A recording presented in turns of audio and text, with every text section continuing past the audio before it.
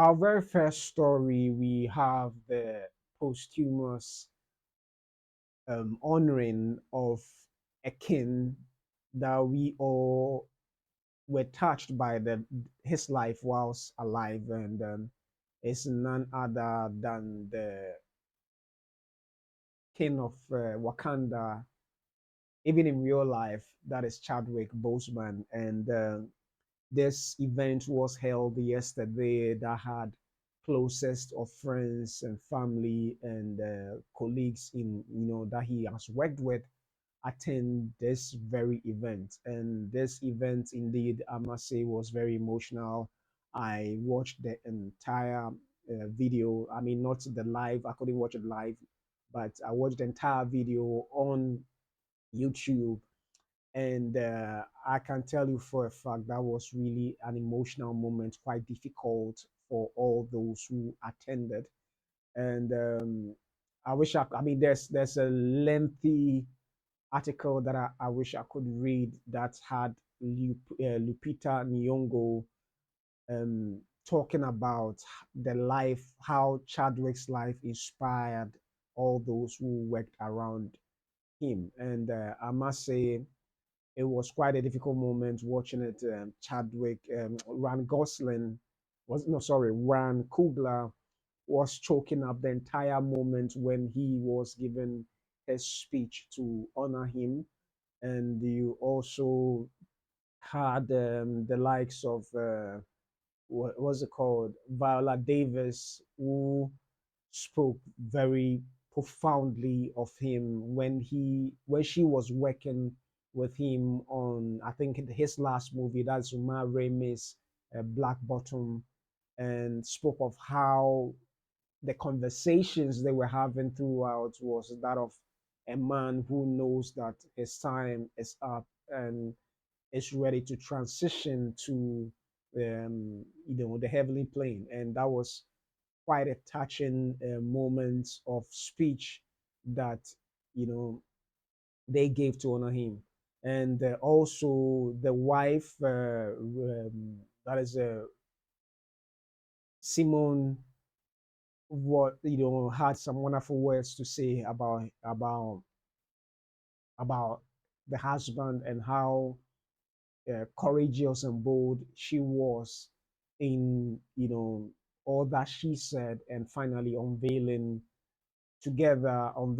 the walk of fame with um, two of the brothers of Chadwick.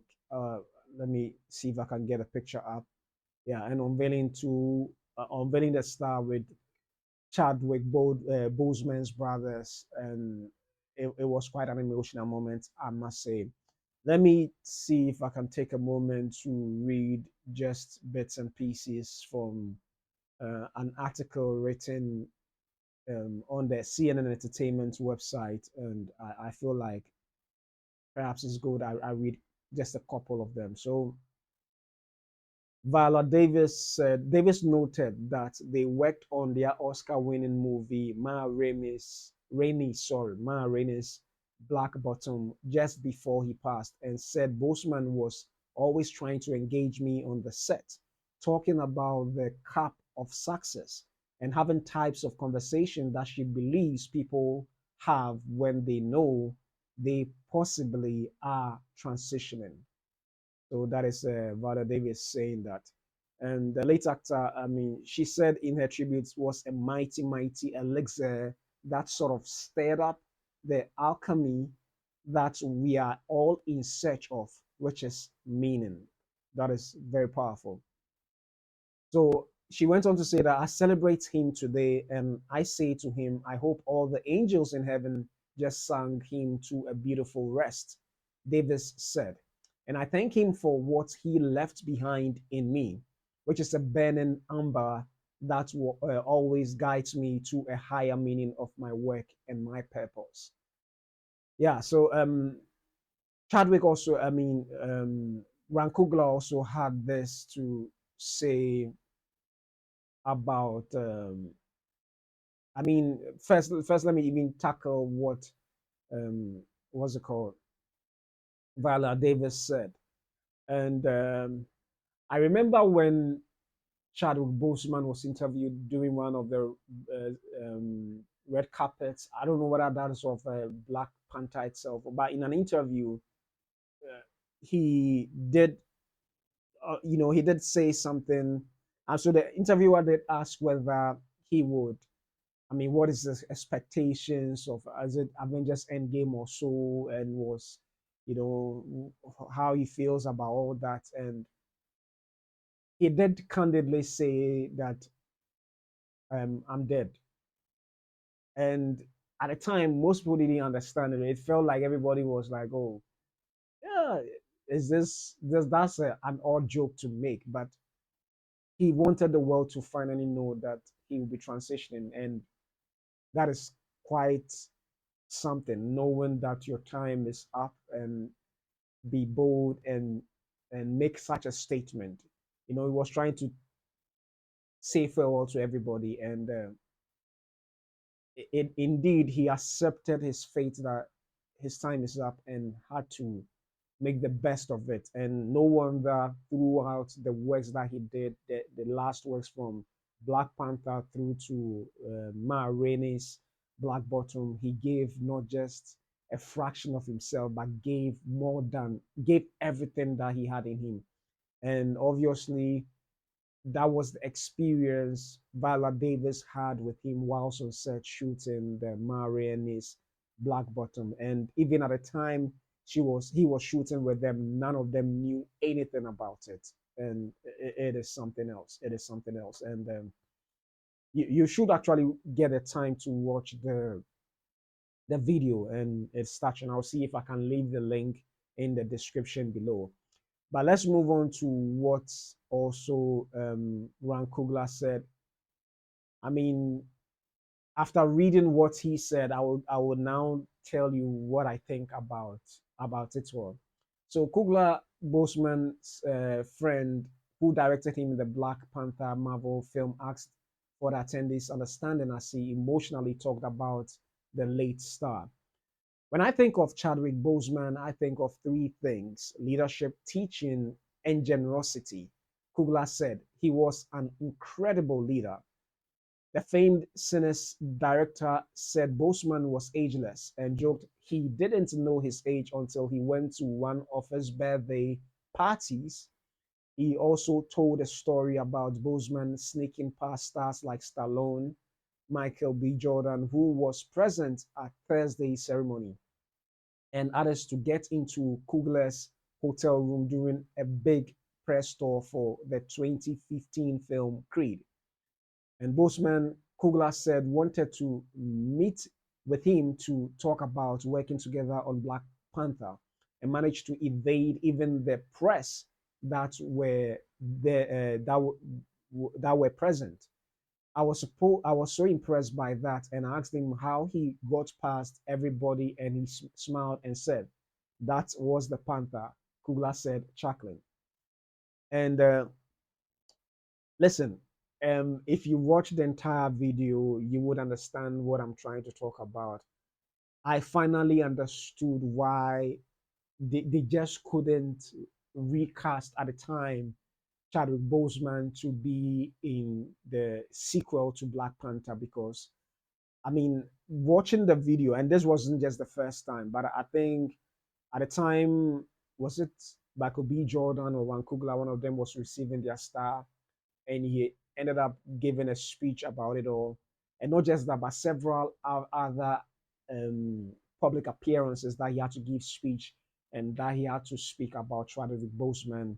He was always choking up. He just couldn't hold back his tears. And from the shot you can see on the screen, that was quite an emotional moment that he couldn't help but share a tear. And it is something else. And I must tell you of the truth that watching this made me understand why they couldn't recast Chadwick Boseman, because I think in certain sense it will feel like maybe they are betraying him, or I mean, there could be a myriad of reasons why they did that, but I understood how difficult it was trying to work without Chadwick Boseman in the mantle of Black Panther, and that is something else. And he cried throughout. And one of the things that made me understand was the depth of friendship and the how impactful the death was, not just on Coogler, but evidently Coogler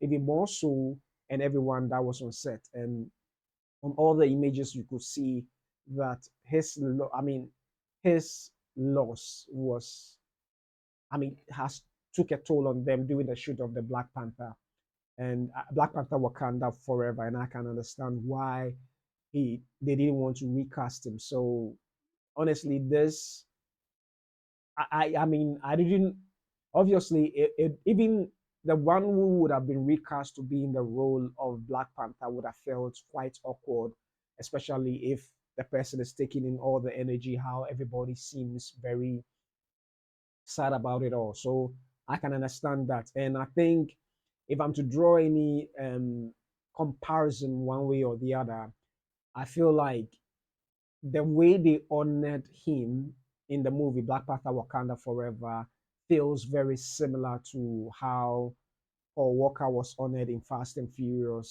7. So I can understand. It's entirely different. In Fast and Furious 7, they had to, he was still shooting whilst, in the middle of the shoot when he died, not on set necessarily, but he died whilst the production was still ongoing. So they had to continue the story.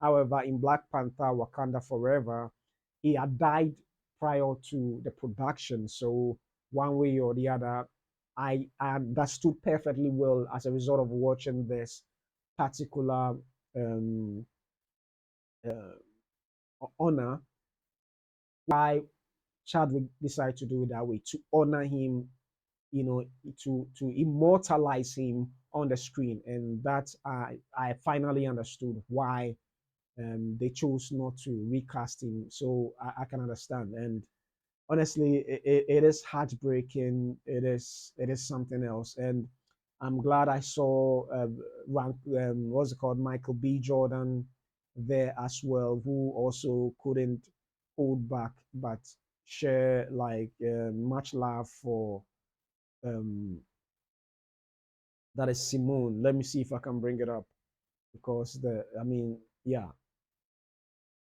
So that is him, the sharing, much love for the wife of Chadwick Boseman, and Letitia Wright as well was there to lend her support. And listen, when you work with people in close proximity or you share a bond with people in that close and they leave, it breaks you. It's I mean, I can't express it, but having lost a couple of people in my life as well, some of them were not close, others were close, others were relations. Listen, it does something to you that it may not even take, it may take years to get over. And I can understand the team's effort in going through that. Pardon me, it looks like my internet connectivity is troubling me. It doesn't usually do that, but pardon me for that. And well, I can understand what they had to go through to make that happen. But I mean, I'm glad that they have honored him. Unfortunately, he passed before he was honored, and I would have hoped that he was still alive when he was being honored. But life has a different plan, or life here has a different plan for everybody. So yeah, let me know what you think with regards to this honor given Chadwick Boseman, and whatever your thoughts may be, kindly leave it in the comment section below. And we can only but say that God continue to console or heal the broken hearts of all the lives that were touched so immensely that they always can't help but share a tear whenever they have to talk about him. So